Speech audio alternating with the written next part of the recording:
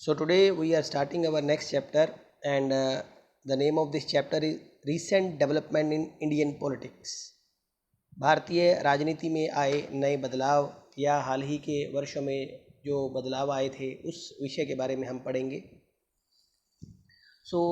इस चैप्टर के main objective मैं आपको बता देता हूँ कि इस चैप्टर में हम लोग जो है वो कोलिजन गवर्नमेंट के बारे में पढ़ने जा रहे हैं, गठबंधन सरकार के बारे में, क्योंकि ये समय जो था वो एक गठबंधन सरकार का समय था।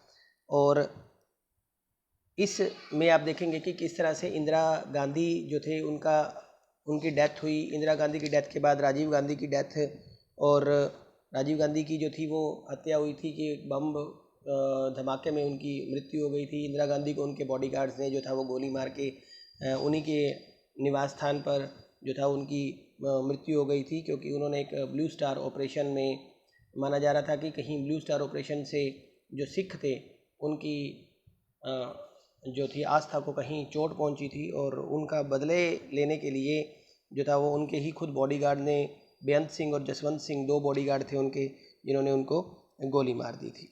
तो चलिए स्टार्ट करते हैं।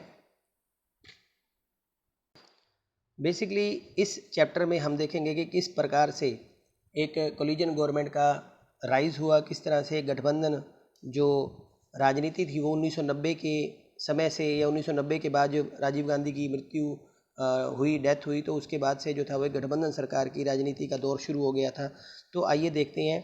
तो ये बताया जा रहा है कि इसमें गठबंधन की राजनीति के उदय का हमारे लोकतंत्र पर क्या असर पड़ा, जिन टॉपिक्स को हम इस चैप्टर में पढ़ने जा रहे हैं। मंडलीकरण क्या था, इसने राजनीतिक प्रतिनिधित्व के स्वभाव को किन रूपों में बदला है। मंडलीकरण जो आप लोग मंडल कमीशन के बारे में पढ़ते हैं उसके बारे में हम देखेंगे। राजनीतिक लाभबंदी के लिहाज से राम जन्मभूमि आंदोलन और बाबरी मस्जिद के विध्वंस ने क्या विरासत छोड़ गया, इसी चैप्टर में मतलब हम इससे कुछ पहले कुछ आंदोलन हुए थे जब 1992 के अंदर बाबरी मस्जिद को जो गिराया जाना और राम मंदिर का बनना जो था वो भी इस घटना से जुड़ा हुआ था। तो नीतिगत मामलों पर एक सहमति सी बन गई है, इसका राजनीतिक विकल्पों के चयन के लिहाज से क्या असर हुआ। तो इन सब चीज़ों के बारे में, इन सब सवालों के बारे में इस चैप्टर में पढ़ते हैं। तो चलिए शुरू करते हैं हमारे इस चैप्टर को। चलिए देखिए, उसका नाम जो है कुछ आपको दिया गया है, भारतीय राजनीति के बदलाव 1990 का दशक। कहते हैं आपने पिछले अध्याय में पढ़ा था कि इंदिरा गांधी की हत्या के बाद राजीव गांधी प्रधानमंत्री बने। इंदिरा गांधी की हत्या के कुछ दिनों बाद ही 1984 में लोकसभा के चुनाव हुए। राजीव गांधी की अगुवाई में कांग्रेस को इस चुनाव में भारी विजय मिली। मतलब अब तक की सबसे बड़ी विजय जो राजीव गांधी को मिली, सबसे बड़ी विजय थी जो उनको इलेक्शंस में मिली। 1980 के दशक के आखिर के सालों में देश में ऐसे 5 बड़े बदलाव आए जिनका हमारे आगे की राजनीति पर गहरा असर पड़ा। वो क्या थे 5 बदलाव? देखिए, पहला, इस दौर में एक महत्वपूर्ण घटना 1989 के चुनावों में कांग्रेस की हार। 1989 में भी कांग्रेस चुनावों में हार गई। जिस पार्टी ने 1984 में लोकसभा में 415 जीती, यानी कि 415 सीटें, जब इंदिरा गांधी की डेथ हुई तो राजीव गांधी देश के प्रधानमंत्री बने और राजीव गांधी की अगुवाई में लोकसभा की 415 सीटें राजीव गांधी ने जीती थी। वह इस चुनाव के महज 197 सीटों ही जीत सकी। यानी कि जब 1989 का इलेक्शन हुआ तो 1989 के इलेक्शनों में सिर्फ और सिर्फ कांग्रेस 197 सीटें ही जीत सकी। 1991 में एक बार फिर मध्यावधि चुनाव हुए, मध्यावधि मतलब मिड टर्म इलेक्शन हुए, और कांग्रेस इस बार अपना आंकड़ा सुधारते हुए सत्ता में आई। मतलब 1991 में एक बार फिर से मिड टर्म इलेक्शन में कांग्रेस ने बाजी मारी और अपनी सरकार बनाई। 1989 की उस परिघटना की समाप्ति हो गई जिसे राजनीतिक विज्ञानी अपनी खास शब्दावली में कांग्रेस प्रणाली कहते हैं। यह बात तो प्रकट ही है कि कांग्रेस एक महत्वपूर्ण पार्टी के रूप में कायम रही है। 1989 के बाद भी देश पर किसी अन्य पार्टी के बजाय उसका शासन ज़्यादा दिनों तक रहा। दलीय प्रणाली के भीतर जैसी प्रमुखता इसे पहले के दिनों में हासिल थी वैसे अब न रही। यानी कि कहने का मतलब है भी दलों के बीच में कांग्रेस पार्टी का जो दबदबा पहले कायम था वो अब नहीं था। आपको एक यहाँ कार्टून भी दिखाया गया है, उसमें आप देख सकते हो Congress less government Amul the majority vote. चलिए, दूसरा बड़ा बदलाव जो था हम देखते हैं कि राजनीति में मंडल मुद्दे को, यानी कि मंडल कमीशन का उदय था। मंडल कमीशन के बारे में आप अपनी पिछली क्लासेस के बारे में भी पढ़ चुके हैं कि मंडल कमीशन को, इसकी शुरुआत तो 1977 के समय से हो जाती है, लेकिन जो आने वाली अगली सरकारें थी उन्होंने इस मंडल कमीशन को जो था वो लागू नहीं किया, इसकी रिकमेंडेशन जो थी उसको लागू नहीं किया, जिसकी वजह से ये और 1989 में जो जनता दल ने अपनी सरकार बनाई वो इसी मंडल कमीशन की सिफारिशों को लागू करने के बाद ही वो सरकार बनाई। और इन सिफारिशों के अंतर्गत प्रावधान किया गया कि केंद्र सरकार की नौकरियों में अन्य पिछड़ा वर्ग जिसको कि ओबीसी अदर बैकवर्ड क्लास को आरक्षण दिया जाएगा। सरकार के इस फैसले से देश भर में मंडल विरोधी हिंसक प्रदर्शन यानी कि एंटी मंडल कमीशन जो थे और मूवमेंट जो थे वो देश के अंदर चल गए।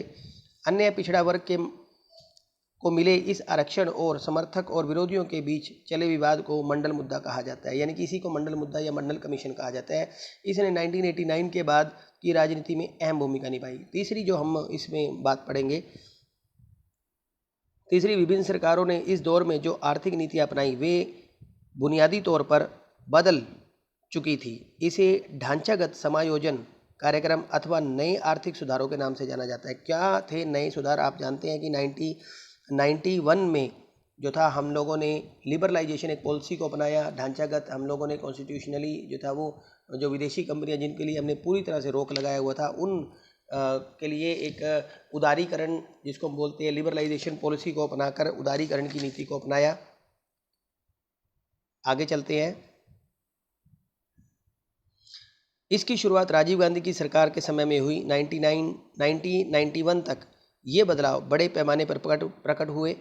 आज़ादी के बाद से अब तक भारतीय अर्थव्यवस्था जिस दिशा में चलती आई है वह इन नए आर्थिक सुधारों के कारण मामूली अर्थों में बदल गई, यानी कि हमारी जो इकोनॉमिक प्रोग्रेस थी वो इससे बदल गई थी। हमने जो एफडीआई फॉरेन डायरेक्ट इन्वेस्टमेंट या एमएनसी जो बड़ी बड़ी एमएनसी थी उनके लिए भारतीय दरवाजे खोल दिए थे ताकि वो भारत में आकर जो थे वो अपनी फैक्ट्रीज या इन चीज़ों को लगा से, जिससे कि भारतीय अर्थव्यवस्था पर बहुत ही ज़्यादा फ़ायदा हुआ।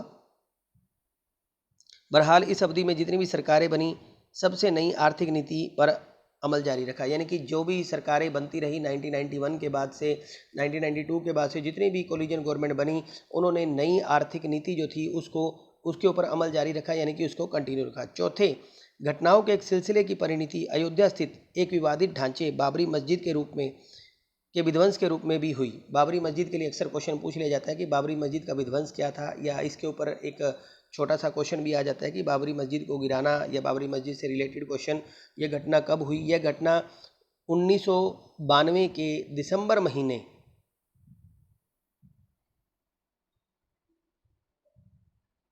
में घटी। इस घटना से देश की राजनीति में कई परिवर्तनों को जन्म दिया, यानी कि इस घटना ने देश के अंदर कई और परिवर्तन हुए जिसको ये बनी, ये साक्ष्य बनी। इस घटना से भारतीय राष्ट्रवाद और धर्मनिरपेक्षता पर बहस तेज हो गई, मतलब नेशनलिज्म पे और सेकुलरिज्म पे इस बात की बहस तेज हो गई। इन बदलावों का संबंध भाजपा के उदय और हिंदुत्व की राजनीति से। तो आपने देखा कि यहाँ भाजपा का उदय किस तरह से हुआ और हिंदुत्व का उदय किस तरह से हुआ। अगले वीडियो में हम इसे और आगे चलते हैं।